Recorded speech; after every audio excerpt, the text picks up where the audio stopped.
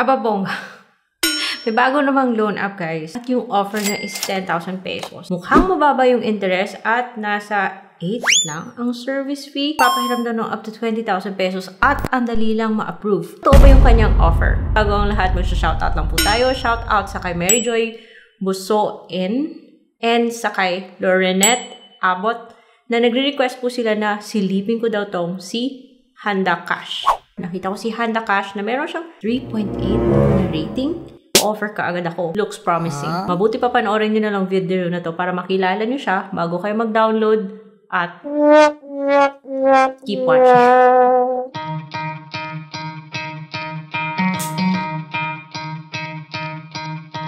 Hello everyone! Welcome back to another vlog. It's Ate Red here, your original utang queen. And isa na namang bagong loan app yung ating sisilipin. Salamat po sa dalawang nag-request and na-curious din ako kaya iyon, napadownload ako guys at sinubukan ko yung loan app na to para bigyan ko kayo ng heads up. Para makita nyo naman kung okay ba to o hindi kasi balay natin, di ba? Kung babasihan natin siya dun sa Google Play Store, napaka-promising niyang tingnan.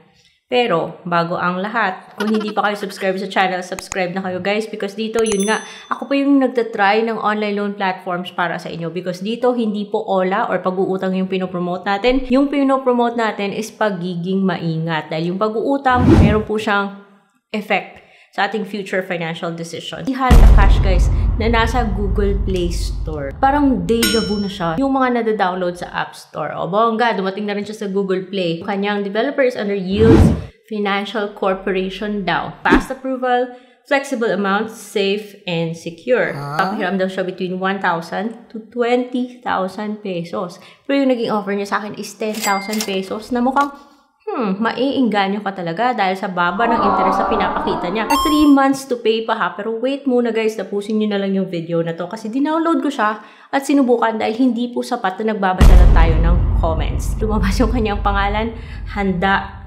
Cash. At agad bumugad yung kanyang permission statement kung saan pinapakita niya sa'yo na sisilipin niya daw yung iba't ibang stuff na nasa cellphone mo.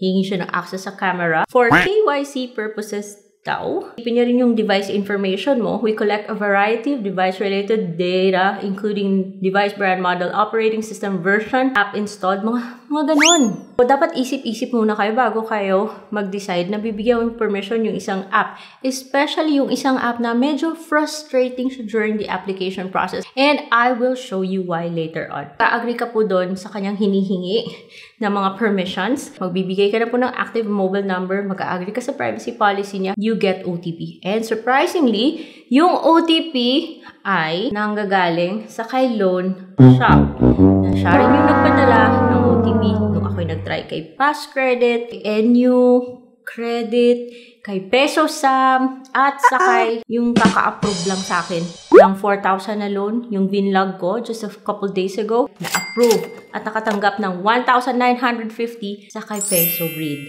Ngayon ay nasa App Store. Tandaan nyo yan ha. Additional information yan. Anyways, ayan guys, lumabas to. May 50,000 daw. O diba sabi kanina 1,000 to 20,000. Eh bakit ngayon sinasabi niya 50,000 pesos? Bago yan guys, syempre dapat alamin natin kung sino po yung nagpapautang. Going back dun sa kanyang listing site dun sa Google Play Store, kitang-kita. Sabi niya si Cash Mom daw. Yung nag-ooperate sa kanya, yung may license and registration, yung certificate of authority to operate, you know that. Naalala ko tuloy si UC Peso na sinasabing si Cash Mom din yung company behind it. Pag nag-a-apply kayo sa loan app na to, parang na-encounter nyo siya before. At yung nakakairita pa ha, ito, 3 beses po nag-crash yung app. Nung nasa ganitong page ako. 3 beses. Pagdating mo ng number of children, magka-crash po yung app. Mag-close siya, kailangan mo siyang i-open ulit. Kailangan mag-enter ka ulit ng information. So, yung ginawa ko, doon ako nagsimula sa living conditions. From the bottom, going up, baliktad. Going up to residence. Doon nakalusot ako. So, di ba, nakakairit. At napunta ako sa profession. Kahit nasabihin mong unemployed ka or self-employed, yung hihingi niya lang is how long have you been working here? Monthly salary or income? And then makakapag-click ka ng confirm, hihingi po siya ng 3 reference. So, piliin nyo mabuti kung sino yung ibibigay mo sa kanya. Mano-mano mong ipro-provide. Yung name, tsaka yung phone number. May pa-survey pa siya. Tulad ng mga loan apps na na-encounter na natin, yung mga nada-download natin sa App Store, yung mga OTP, pinapadala ni Loan Shop, ganun din yung style niya. Pagkatapos mong sagutin yun, click mo yung continue, saka siya hihingi ng mga ID. So, UMID, National ID, SSS, TIN, Passport, Driving License, Postal ID, Voter ID. Ano man yung mapili mo, pipicturean mo yan. At makakapture niya po yung ID number, yung first name, middle name, last name, gender. Kailangan mo syempre bigyan siya ng access sa camera para makapag-capture ka, tapos magsiselfie ka, ganun.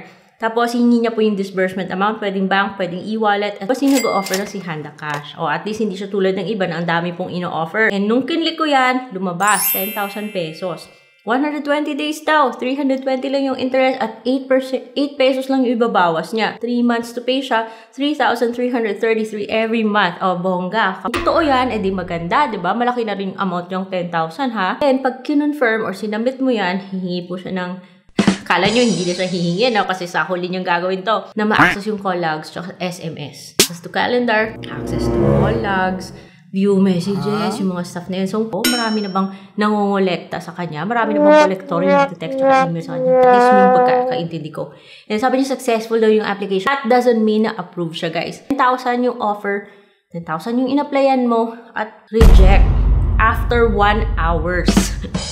After 1 hour, saka mo malalaman, reject pala. Yung only thing that I can think of kung bakit ako na-reject, di ba sinabi ko kanina na yung OTP ay nagagaling kay Loan Shop. Itong si Loan Shop, siya rin yung nagpadala ng OTP. In-apply ko si Press Breed. Tapos, yung natanggap ko is 1,950. You can check this in this link here. Laki yung kinaltas ha. Binayaran ko 2,900 something.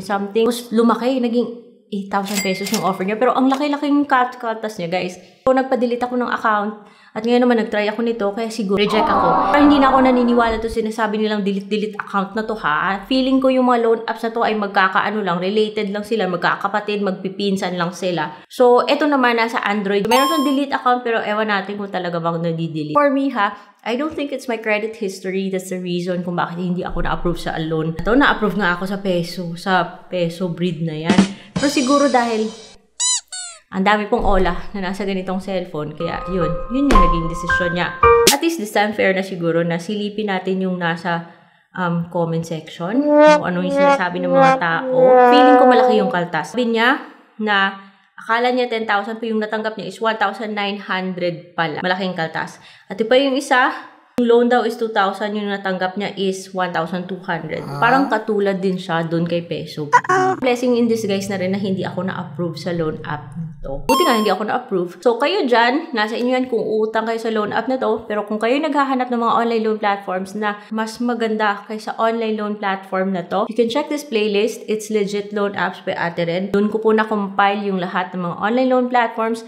Nasubukan ko na yung talagang legit, guys, ha. Kahit na hindi ako na-approve sa loan app na ibang mga loan apps na andyan, sa list na yan, at least po, naging okay yung experience ko. At may confidence ako na aalagaan po yung aking personal information. I hope meron kayong natutunan sa vlog today at kung meron pa kayong ibang mga online loan platforms na gusto nyo pasili, let me know in the comment section and I will see you on my next vlog.